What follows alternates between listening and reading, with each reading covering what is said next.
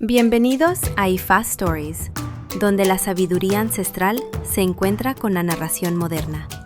Adéntrate en la sagrada tradición de Ifá, arraigada en la tierra Yorubá y moldeada a través de siglos de interacción con culturas vecinas de África Occidental y preservada en la tradición Lukumi de la diáspora. Aquí nos acercamos al corpus adivinatorio de Ifá, los sagrados Odú, mediante los cuales Orunmila revela comprensión sobre el destino y el orden moral reflejado en las vidas de los Orishá, los Irunmolé, los Awós, las comunidades y todos aquellos que buscan orientación. Estas no son leyendas distantes, sino enseñanzas vivas, puentes entre el pasado y el presente, que ilumina la responsabilidad, la consecuencia y el camino humano. Honra la sabiduría, reflexiona sobre el destino. Acompáñanos en este viaje al corazón de Ifá. Suscríbete y deja que las historias hablen. Conoce más en ifastories.com. Nota introductoria. Esta reinterpretación se basa en un relato tradicional tal como se presenta en Ifism, The Complete Work of Orunmila, de Mr. C. Osamaro Ibie. La narración y el comentario de esta presentación son originales de IFA Stories. Narrativa cinematográfica de IFA Stories. Ejiogbe regresa al cielo para ser juzgado. Odú, Ejiogbe. Hay personas cuyas vidas se convierten en una carga de servicio. No caminan por el mundo buscando elogios. No miden cada acto por la recompensa. Van allí donde el sufrimiento los llama. Así fue con Ejiogbe. En la tierra, Ejiogbe pasaba sus días ayudando a quienes lo necesitaban. Cuando los niños eran atacados por convulsiones, la gente lo llamaba. Cuando las mujeres embarazadas estaban en peligro durante el parto, la gente corría hacia él. Cuando surgían disputas entre familias, él escuchaba y las resolvía. Cuando los oprimidos necesitaban ayuda, él iba hacia ellos. Él no preguntaba primero cuánto podían pagar. No se demoraba porque la tarea fuera difícil. Servía porque el servicio era parte de su naturaleza. Pero en el mundo, la bondad no siempre trae paz. El pueblo amaba a Ejiogbe por lo que hacía. Sin embargo, otros comenzaron a resentirlo.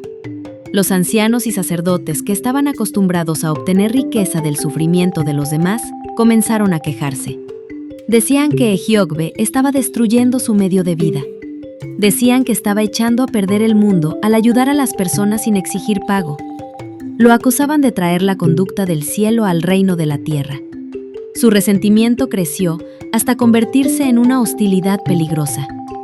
Ejiogbe todavía no comprendía que su servicio al pueblo lo había convertido en un blanco para aquellos que se sentían amenazados por su generosidad. Uno por uno, fueron al cielo para denunciarlo ante Dios. Decían que Ejiogbe había causado confusión en la tierra. Decían que había ofendido a las otras divinidades.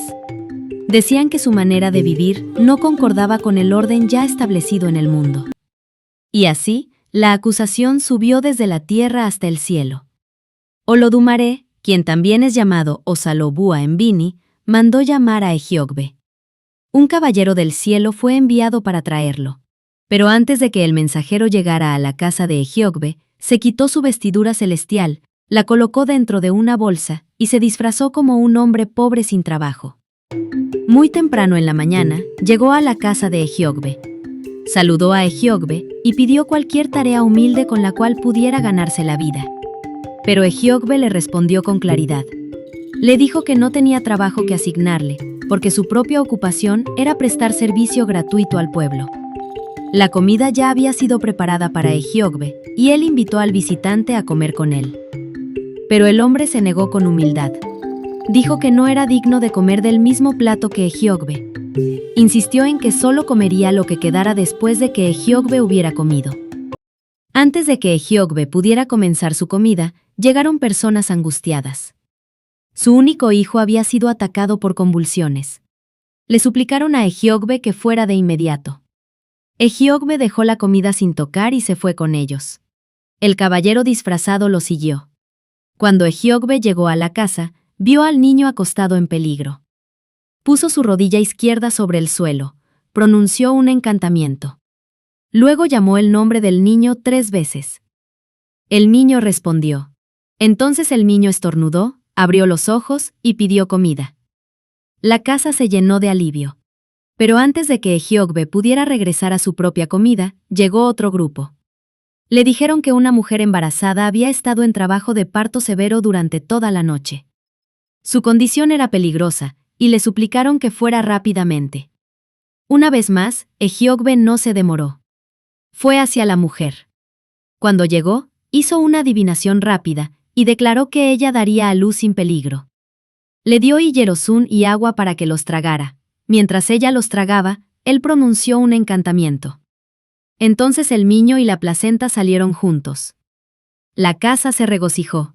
Una vez más, Ejiogbe se marchó sin pedir pago. Para cuando regresó a casa con el visitante, ya era mucho después del mediodía. Sin embargo, Ejiogbe todavía no había comido su comida de la mañana.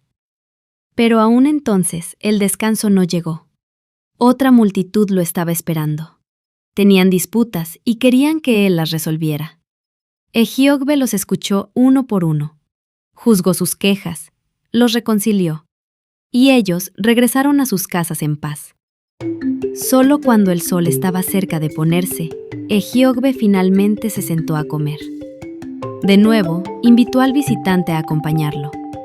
Y de nuevo, el visitante dijo que comería solo después de que Ejiogbe hubiera comido. Pero cuando Ejiogbe comenzó su comida, el visitante entró. Abrió la bolsa, se puso su vestidura celestial. Cuando Ejiogbe vio la vestidura del caballero del cielo, supo de inmediato que aquel no era un hombre común. Dejó de comer. Entonces le preguntó al visitante qué mensaje le había traído. El caballero respondió: Dios te requiere en el cielo sin demora. En ese momento, todo cambió. El extraño fue revelado. La convocatoria había llegado, y Ejiogbe ya no podía permanecer donde estaba. Ejiogbe se vistió y partió con el caballero. Una vez que pasaron más allá del pueblo, el mensajero lo abrazó. Casi de inmediato llegaron al palacio de Dios. Allí, la voz de Dios lo llamó por su nombre celestial: Omonigorogbo. Ese era el nombre que Ejiogbe llevaba en el cielo antes de venir al mundo. Dios exigió una explicación. ¿Por qué había causado tanta confusión en la tierra? ¿Por qué había ofendido a las otras divinidades? ¿Por qué se habían presentado tantos informes contra él? Ejiogbe se arrodilló. La acusación había llegado al cielo. Lo que comenzó en la tierra como resentimiento se había convertido ahora en un asunto de juicio divino.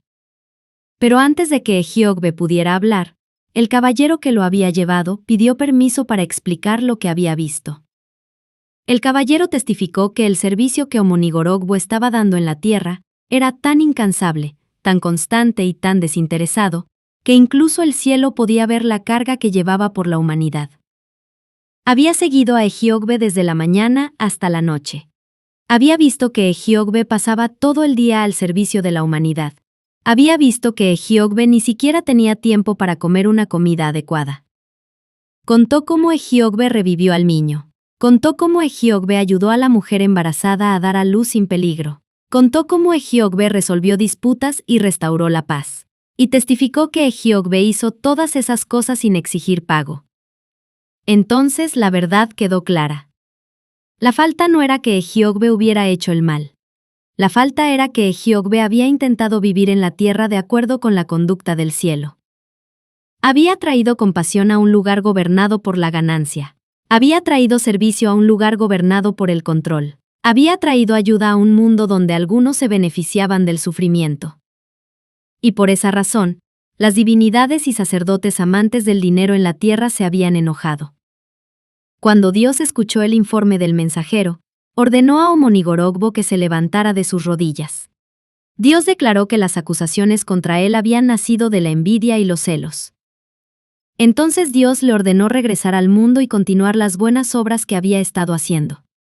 Pero desde ese momento en adelante, también se le instruyó cobrar honorarios razonables por su servicio, mientras seguía ayudando a quienes verdaderamente estaban necesitados. Ejiogbe había sido vindicado. La acusación había fracasado. La verdad había sido presenciada. y los celos habían quedado expuestos ante la autoridad divina. Pero la historia no terminó solo con la vindicación. Antes de regresar a la tierra, Ejiogbe fue a ver a los Awos celestiales que habían hecho adivinación para él antes de que viniera por primera vez al mundo.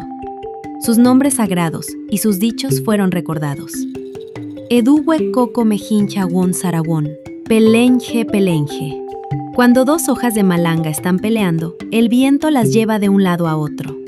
Ejo Mejincha Won Sarawon Loroku Loroku. Cuando dos serpientes están peleando, se abrazan entre sí. Le aconsejaron ofrecer otro chivo a Eshu. También le dijeron que, cuando regresara a la tierra, encontraría a una mujer de tez clara y que debía casarse con ella. Después de casarse con ella, debía ofrecer nuevamente un chivo grande a Eshu para que ella no lo abandonara. Le dijeron que ese matrimonio le traería fuerza y prosperidad, pero también le advirtieron: si permitía que la mujer lo abandonara, regresaría a la pobreza. Ejiogbe realizó el sacrificio a Eshu en el cielo, luego regresó al mundo. Tal como el caballero celestial le había indicado, cerró los ojos. Cuando los abrió de nuevo, estaba de vuelta en la tierra, como si despertara de un sueño. A su alrededor, la gente ya se preguntaba por qué Ejiogbe había dormido tanto aquella mañana. Pero Ejiogbe no había dormido simplemente. Había sido convocado, había sido juzgado, había sido defendido, había sido vindicado y había regresado con instrucción divina. Esta es la enseñanza de la historia. Una vida de verdadero servicio puede ser enfrentada por la envidia. La bondad puede ser acusada por aquellos que se benefician del sufrimiento. Una persona que ayuda a los demás aún puede ser denunciada por quienes se sienten amenazados por su utilidad. Pero lo que ha sido claramente visto en el cielo no puede ser derribado para siempre por los celos en la tierra. Aún así, la historia enseña más que vindicación. Enseña que el buen trabajo debe continuar con orden. El servicio debe ser protegido por la sabiduría. La compasión no debe convertirse en desorden. Y lo que es restaurado por el juicio divino debe mantenerse mediante la conducta correcta, la instrucción correcta y el sacrificio. Esa es la ley que esta historia deja atrás. Cuando la verdad es presenciada, la envidia pierde su poder. Cuando el servicio está alineado con el orden, la bendición puede continuar. Y cuando el cielo defiende lo que es correcto, ninguna acusación terrenal puede permanecer para siempre.